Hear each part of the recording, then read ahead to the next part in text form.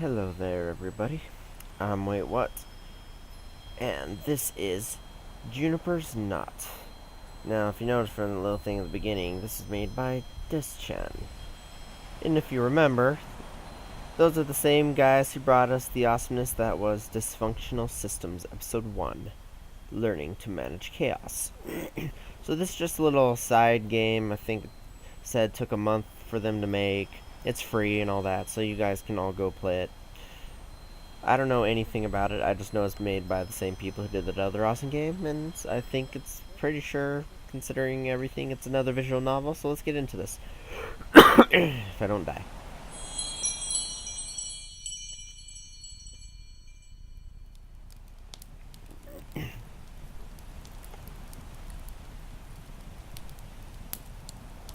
Much of these stone's walls...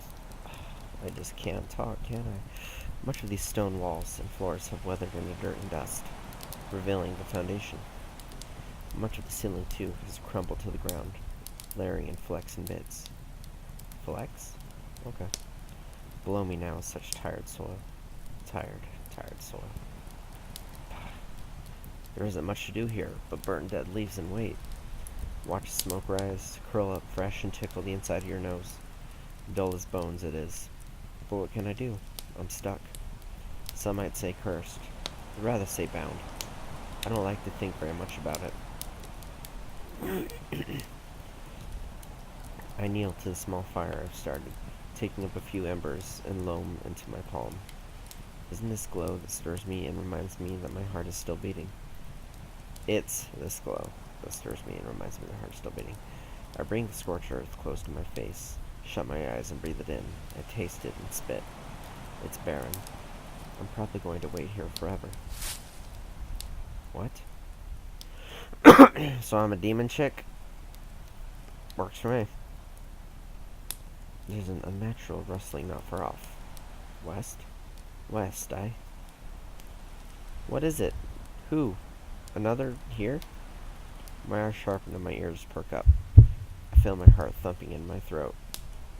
Should I be forward? Give a call? Would that work? Cry out. Plead. Help! Help! Damsel! A fool sort of lie. Would that work? No. Go still. Listen. Just listen. Whatever it is, it's right busy about here. Noise is tumbling rough from old doorways. Chests wide open.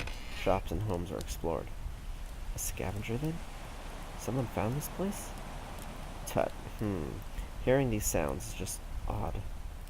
It shouldn't be odd, but it is. Strange. I should remember such sounds. Oh. The noise is getting closer. Is it?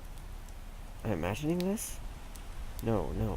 It's surely in the manor now, poking around the kitchen and lounge. I decide, on the chance that it will find its way to the ballroom, to stand. I take a good posture and wait this new company. And to my surprise, he shows up at the door within the next minute. A boy? A man? What kind of thing is this, again? He's carrying a pack and has a bottle on his waist. Maybe he's a traveler, then? Doesn't look like he's noticed me yet. He's just wandered in, stare adrift. After a few steps, I catch his eye. He moves a little closer to look me in the face, and then some more to see my feet. He stops there.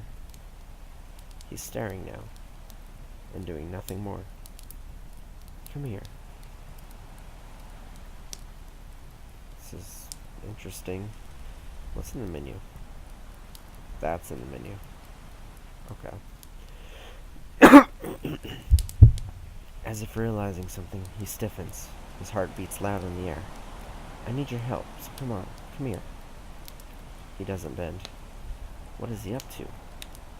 What does he think this is? I speak again, this time with a little bite. The hell are you waiting for, tit? Oh, have I been rude? Oh well, you are cordially, invited to move your dumb legs. For the first conversational words I've spoken in centuries, they could have been worse.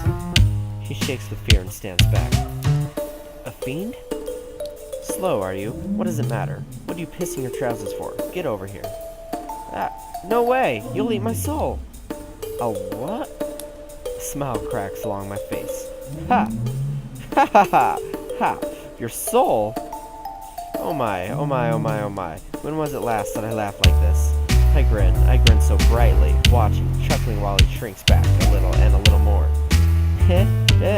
Now, person, you're just perfect. Jester, won't you lend an ear? Before I eat your soul? Ha! At my laughter, he glares.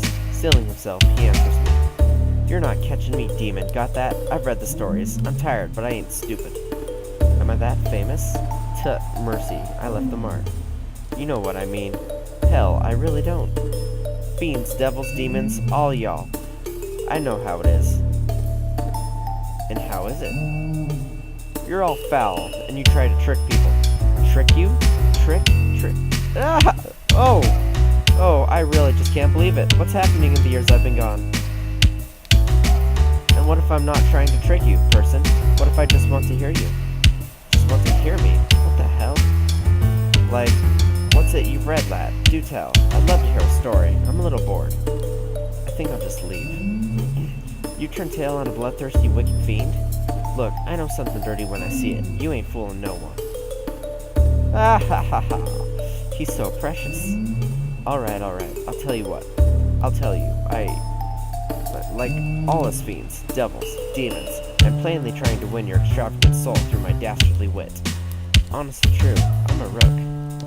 But please, at least tell me of what you've read. Why the hell do you want to listen to me so much?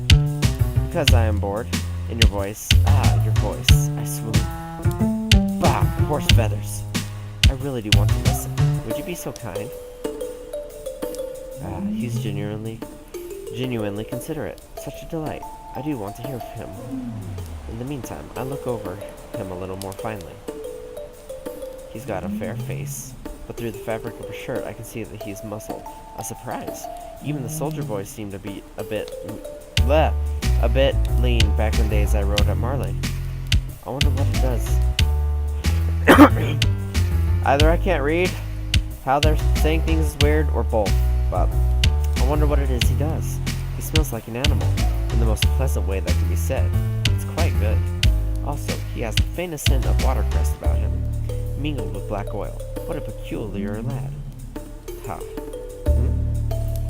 I'd really better not stick around. I guess you can tell, I can tell you some things, though, yeah, I guess I can tell you. As long as you stay put, you hear? What's keeping me from you is more powerful than I care to challenge, person. Yeah, right, whatever. Here's a story, one from a book I read a lot when I was little. Oh, pardon, I find it very hard to think of you any littler. Quiet! There was a cobbler in Whiteacre who had nothing to eat. He was poor than dirt, and he didn't have a girl, and it made him real sore. He didn't have a girl? A dame, a sweetheart. We didn't have a wife. Continue. While he was walking down an alley, he met this man.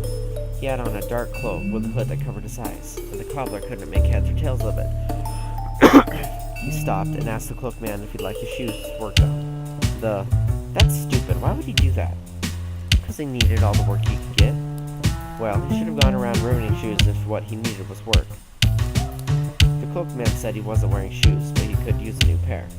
But obviously, the cobbler's a cobbler, so he didn't make shoes. He tells him that. And the cloakman says, actually, I could really use some new shoes. The cobbler looks at him weird and says he can get them if the guy's sick. And the cloakman says, would you do that? I'd do something for you then. And the cobbler says, like what? And the cloakman says, perhaps anything. He leans forward darkly as he says this. I smirk at the action. Now, I know what you're thinking. I've heard this one before. I know how it goes. Well, you don't. Because the cobbler says, perhaps not. And he walks away. How exciting. But here's the thing. While he's walking, he notices the alley's longer than usual. He doesn't think about it, though. Thinks he's just tired from work, and keeps walking. But while he's walking, he sees another man in a cloak. He stops and asks if the man could use his shoes getting worked on, and the cloakman says he doesn't have any shoes. The cobbler stops and looks at him, says he'd better get moving. The cloakman says he could really use some new shoes. And while he's moving, You know. I know. He keeps running this man in a cloak, and he can't find the end of the alley. Actually, every time it takes longer and longer until he sees the man in the cloak. On the 8th time he runs into the man, he stops and asks what's the game. And the cloaked man looks at him with yellow eyes. Says he could really use some new shoes. For what? The cobbler says. I don't know, the cloaked man says. Perhaps anything. What do you want? The cobbler knows exactly what he wants. The fiends have yellow eyes, and he knows a fiend. Tut, nonsense. I actually sighed hearing that. So what you're telling me, if this story is anything good to adhere to, is that I might have already trapped you. Dunno. I don't think you did. Why not? He shrugs. I don't think you did. I really must say, your manner of storytelling is queer. What? It's strange. Oh. I don't know. It's just very strange to my ears. I guess. How's your story end? The cobbler gets desperate and makes a pact with the fiend to get new shoes by the next day. The fiend will give him gold for him to do that. So the fiend gives him the gold, but he doesn't make it. The fiend traps him in the alley so he can't leave. His soul's taken, and he's damned. The fiend eats his soul and leaves the alley for a farm. A farm? Yeah, I know. I snort. That's comedy. I think it's supposed to mean something, but point is, don't get caught up with fiends no matter what. You're getting caught up with a fiend now. Well, you don't feel right. What? He shakes his head. Nothing. I look at him and try to figure out his opinions and his story. In the time he's told it, he seems to have taken another idea of me. I'm not sure why that is either. I appreciate you telling me that story. Don't mention it. So opaque. You still worry of me? Yeah, a little. I frown. Well, do you want me to tell you another story? The unsolicited offer throws me. Is he really asking?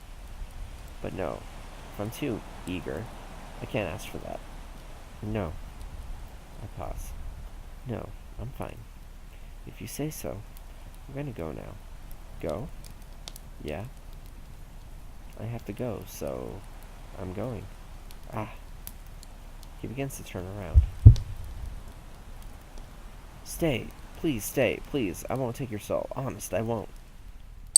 And then, like an idiot, I move my hand out, reaching for him with singular wanting. I move past the second meter, past the circle's edge with my finger, and withdraw with a start as they're set afire. So she's trapped in a circle, a fiend holding circle? Okay. Dropping to my knees, I scream. I cry out and howl, clutching the flames and smothering them. Tears crawl down my face, and I snarl with pain. I shut my eyes and moan. I hear him step a bit closer. You're stuck there? Looking up at him from the ground, I feel my teeth chattering. Oh no, I know why I want him to stay. Yes, I know. To rend him. Because as if it just wasn't so funny enough that vines sweat down from the walls and grass is born through stones so close, just outside this putrid circle. Now there's a human, breathing for me. Comedy. Everywhere but here. But near to me. To my desolating blood. 3 years of damn me, cut and clawed beneath my skin. Scars invisible, but nevertheless blighting. I hate it. I hate it so much. I hate the feeling it gives to my heart, and the strength it takes in kind. I hate it. My flesh heats, and I look away from him. Looking into his eyes enrages me. How long have you been there? Long enough to beg. Long enough, you hear? Too long I've been in this stinking pile. It doesn't matter to you. I want to know.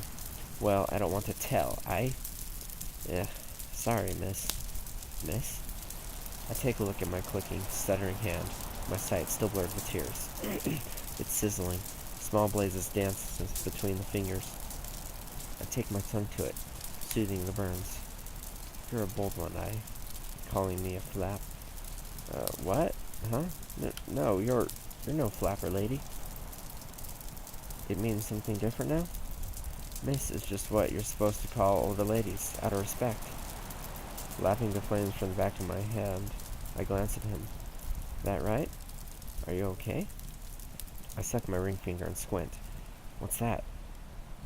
Alright, fine. Is that okay? Alright? Alright. I am Fiend, yes? Heal fast. Though I can still feel it snap and pop in the joints. I whistle cool air through my digits and take myself from the ground. Are you going to stay? I could. Oh. Thank you. I'm actually lost right now. Wow, lost, is it? Lost. Wow, that's a sweet irony. Don't look so adult, person. The irony is quite obvious here, isn't it? He squints. Think, after all, I cannot even be lost. Forever and ever, I'll know where I am. And where I am is stuck. I laugh again, but he doesn't find it funny. He doesn't seem to find it much of anything at all. I quit it, wiping away a figurative tear. I know this place so intimately. It had red in your face. He jerks and gives his head a shake. If you know where this is, do you know where's more? So earnest. Don't know what more is. I know Moors. Moors? Aye, Moors. You follow?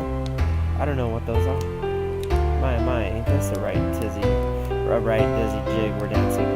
I was making fools of us both. He looks a bit hazy, as though he's having a hard time keeping his eyes fresh. I turn my head slightly. What's more? Person. Where I was born. Live. A town. A new town? City. Think it's been there for a while. That right? He doesn't speak, and the glance over just quickly enough to catch him at the end nodding. Did you know this place was a morgue for a time? Miss, I don't know what. What is that? It is a dead place. A wet place. I too was born in a morgue. Get your stomach ready to move? Bleeding hell, I was about to tell a tale. Sorry. You're hungry, is it? Starving. Us fiends here, we only eat souls, and only for pleasure. Quit joking. Joking. Hey, you got any food? What, you blithering on about? I look like I got food? I don't got any food, idiot. However, here. I thrust out my hands, just before the barrier, palms up. Give me the chestnuts in your pack. I smell them. He hesitates. Why? So I can gobble them up. What do you think? I'll cook them for you. They're not long from the branch or the ground. Smells like. You haven't cooked them, and nor have we eaten them. Do you prefer the taste of them cooked? He nods, slowly. I twitch my fingers, waiting. Is there something you want, for this? Your company for the morning, till noon. That's it? I nod. Okay. Deal. Wonder what that's all about. I'm gonna save. Interesting. I like it so far. Just keep overriding. Yep. I like it. I like it. Yep. I like it. Yeah.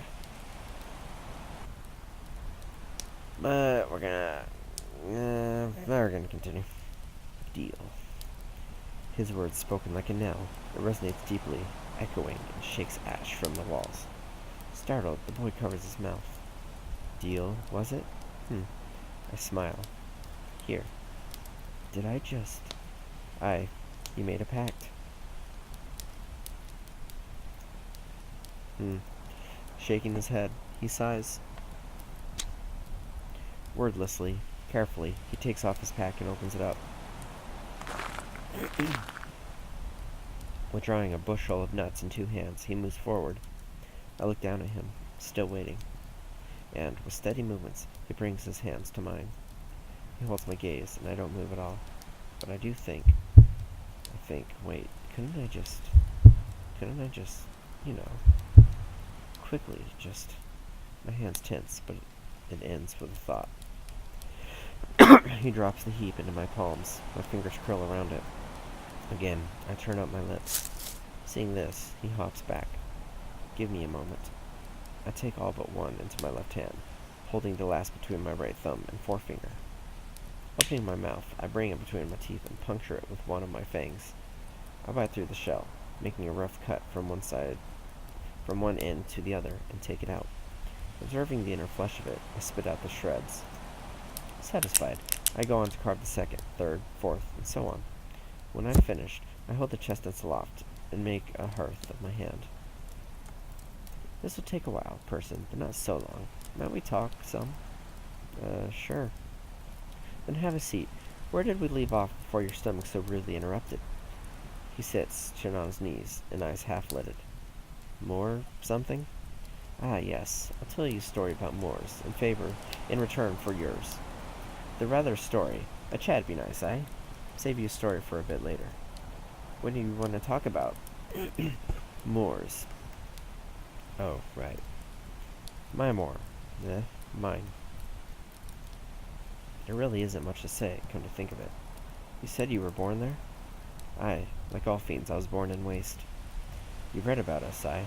About how we make barren anywhere we stand, and consciously drain life for our sustenance? Pallid land, and caliginous loft, air crawling low and damp with miasma. The pith of plants choked, sterile. I felt my face twisting to scowl. Sounds hideous. I know, because it is. Did you grow up there? Ha, a neat question. I did. Had a mother and a father. Always got me wondering, is this where I'll be when I get old? A bloody Moor? Ha. Guess not. You left it then. Left it for many places. What was it like growing up there? Tedious. Maybe I shouldn't have brought this up at all, eh? You just don't want to talk about it. That's okay. No. It's not a matter of okay, but it's just not much of anything to talk about. It's all very colorless. What about yours? My what? Your Moor. Oh, it's not really anything special, just your typical city. Typical, to me, is not the same to you. Well, it's big, loud. Streets are packed with folks. Lots of smoke and brick. My ma and pop run a farm near there, 'cause they're crazy. Oh, is that where your scent's from? My scent? You smell like herbs and horses. It's quite adorable. You also smell like black oil, but I'm not sure where from. City's pretty modern. I have to lift canisters of oil from place to place every Wednesday. Oh, tough. He nods. Ha. Very tough. Hey, knock it off, will you? I do hard work. He kind of slurs his sentence, but is nevertheless determined to appear strong. I believe you. For your noble, strong efforts, I think it's time for your story. You ready? He shrugs. I clear my throat and loosen up my shoulders somewhat, poising my fire hand dramatically. Did you know that stars sometimes act as rain in the night sky? You mean like a meteor shower? Hush. I've heard of it, but never seen it. Well, I've heard of it, and I know it because I've seen it. Imagine this.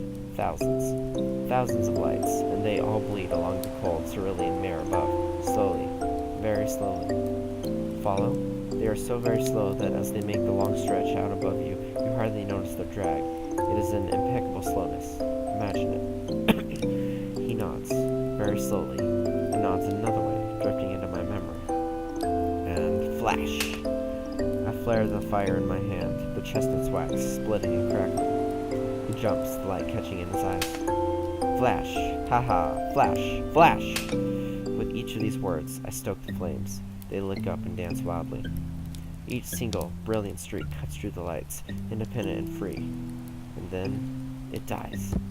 The magic of my palm fades and sighs. Pulses, fades. Pulses, fades. His eyes glaze over. Like this? The heart's last beating. Death is quick to these stars. Straying my eyes from the light, and they so turned I hadn't noticed, I gaze upon the boy. Say, person, that's sorrowful to you? Huh? He thinks of an answer. It is. There isn't a right answer, person. You don't have to consider it like there is one. You think it's sorrowful? I do. That's interesting. Truly interesting. I end the fire, leaving the chestnuts to cool. I blow on them and breathe on them, ears twitching. There's done now. I hold them out to him. My end of the bargain's met. And you know what? I'll do you a favor. I'll go ahead and roast the rest of your chestnuts in my fire here. I motion to the dead leaves. I'll do this for free. For no deal. All that's left now is for you to stay. Squinting, he waits a little, but soon enough crawls forward on his hands and calves, his pack in tow. He stops at the edge of the circle and takes the fruits from my hand. He looks at me, wearing a kind of ugly expression. What? Settling onto his rear, he keeps looking at me, but a bit less ugly. He seems to be wondering something. Eventually, he looks at the nuts in his hand instead, his face softening. He shells one and pops it into his mouth. His face flushes naturally. He chews a little. He pushes his back into the circle with his foot, shifts back a few feet, and speaks. His pack into the circle with his foot. Which part of that story was that? Which part of that was the story, miss? Well, look at that. You aren't entirely daft. I take up the bag from the ground, shake it a little. Doesn't smell like there's anything more than chestnuts in here. I open and check, sure enough finding things in excess. Some with the burr still on, some still green. I toss those ones. I still rummage through it, just in case there might be something of interest. There's not.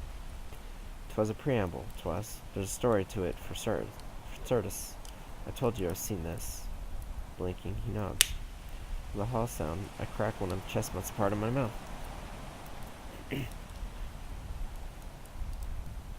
I grow the fire at my feet and drop it there. No more flashy tricks now. As I reiterate these actions, I speak to the boy. I was not alone with those stars, then. I was with another miss. Dropping another into the fire, I watch its fall. My eyes lose some of their color. She was fair, young, and human. A perfect miss. Such a charming girl. We would dance together and sing, push close when unseen. Sigh. I was fascinated with her, I think. And so when she'd gotten melancholy, I brought her from town to see those stars. I had the ache in my knees, knew that Eventide would be crying, and had figured the beauty of it would settle her. The boy constricts his brow, chewing somewhat sadly. Oh, not to worry. It did. He swallows. I've never understood the custom with men. I've always been free-thinking, never bound to the thoughts of others. My actions that night, no, my actions altogether, none took kindly to it when she returned. What happened? What? Well, after I took her back to town, she was plowed, and beaten, and beaten, and beaten, and plowed, whatever, and beaten, until she could not move or breathe. The boy stares, the nut in his hands held so stiff, only so near to his parted lips. I buried her under sky where I last saw her smile. Closed his mouth into a frown. A century later, I returned to her spot and found an olive tree grown there. It was the sickest thing, gnarled and twisted it was. Furious, I raised the entire plant, its trunk, its bark, its branches and leaves. I scorched its roots. Would have torn out the roots, though refrained to not disturb her. Yet last I'd seen, it remained, alive, born fruit, and uglier than before. Isn't that the most wonderful story one can tell? No! I dropped the last of the chestnuts into the leaves. Didn't you mess up the guys who did it? Mess up? You're a fiend, so you didn't eat them? I didn't eat them. What happened to them doesn't matter to the story. I want to know! I don't want to tell. Seriously, miss? You know, when kids in the neighborhood mess with my kid brothers, I beat their faces in with a stick. That's what love is. It's taking care of your mates. Love? That's what you figure from this tale? That I fancied her? Well, obviously. It's my story, person, not yours. Come off it. It is an old story. It is only a story. Stop. What? Man. He chucks the shell in his hand against the wall at his side. His expression sour. Fine. I was just entertaining you as I cooked. That's stupid. Bollocks. I don't want to hear that from your fool arse. Well, it's stupid. It's stupid. Forget it. What? What's this? You starting? Your stone's dropping now? Drop 'em any further, I'll tear 'em out. Tear out your tongue, too. Here? Don't start with me. The boy freezes, hand hovering over his last chestnut. I'll rip your legs off, understand? Don't start with me. Last thing you need to be worrying about is your soul, since I'll rend you limbless if you start with me, and there won't be anything to be holding that soul at all. You start with me, I'll kill you. We clear, person? He quickly nods. I chuckle. You're a cute thing, aren't you? Crailing, so tender. I can't move from here, person. You know that. Quivering, he speaks up. It just sounded pretty real. Did it? The boy lets out a loud sigh, shaking as it leaves him. Still vibrating with fear, he fumbles opening his last nut. There looks to still be bits of shell on the fruit, which he does not notice still is in his mouth. He frowns a bitter frown and calms down somewhat, now distracted by the taste. Some of these are finished, mind. I nod at the fire. Can toss them to you, if you like, if you're still scared. No, I'm not. He rocks his head. I'm fine, but I'm pretty tired. Could you toss them anyway? Aye, surely could. Also shall, but only if you agree to stay with me till sunset. It's noon already? It is. I sit down myself, lounging across from him. I should probably end this here. I could do one video because I think it's only about an hour long, but I really don't know. I'm gonna end this video here and just go straight on, continuing. I just can't talk anymore. It's kind of weird. I hope you're enjoying it. I'm finding it pretty interesting. Just two people telling stories. It's quite nice. I like Dischan, whatever they were. Sorry. They tell interesting stories. Anyway, I hope you're enjoying it. I'm WaitWhat, and I'll be back in part 2 of something not. Juniper's not. Yeah, that. Part 2. Thanks for watching. Goodbye.